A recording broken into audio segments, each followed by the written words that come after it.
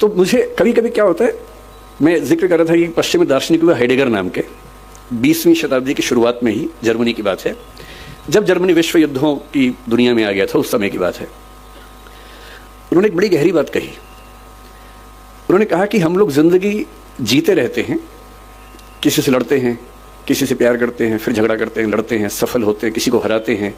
किसी से हारते हैं तो नफरत पाल लेते हैं, हराते हैं तो ये भाव मन में आता है कि मैंने हरा दिया, मैं विजेता हूं। इसी सब तिकड़म भरे अनुभवों को हम मिला के एक शब्द बोलते हैं जिंदगी, लाइफ। लेकिन कभी कभी ऐसा होता है जिंदगी में कि अचानक कोई इंसिडेंट होता है। वो इंसिडेंट क्या होता है, जैसे मान लीजिए कि मैं और मेरा दोस्त सड़क पे जा रहे हैं, अचानक एक ट्रक की कार ब्रेक फेल हुई, उसे टक्कर मारी और मेरे साथ जो मेरा दोस्त था उसकी मौत हो गई और मैं बच गया। अब जो मुझे एहसास होगा, उस एहसास का मतलब है नथिंगनेस, शून्यता। उस मोमेंट में, उस क्षण में ये लगता है कि क्या है जिंदगी में ऐसा, और मैं जो इकट्ठा करने में लगा हूं, मैं जो ताकत के पीछे भाग रहा हूं, मैं जिस 8 साल बाद की प्रमोशन के लिए अभी से रात दिन जुटा हुआ हूं, ये सब तो 1 सेकंड का खत्म होने वाला खेल है।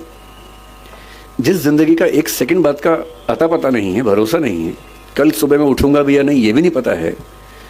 और मैं ऐसी जिंदगी जी रहा हूं जो 10 साल बाद मैं ये बन जाऊंगा, 18 साल बाद मेरी प्रमोशन ये होगी, मैं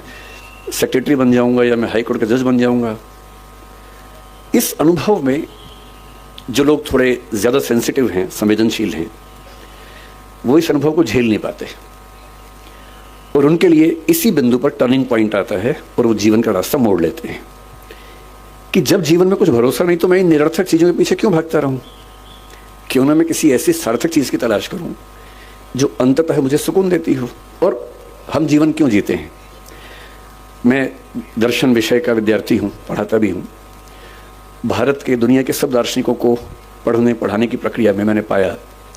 कि अंततः सभी के मन में एक ही बात है, अलग अलग शब्दों से कहते हैं, और वो ये है कि जीवन का अंत इसी बात पे है कि मुझे सुकून मिले, मुझे आनंद मिले, मुझे सुख मिले। और सारे भौतिक सुखों के बाद,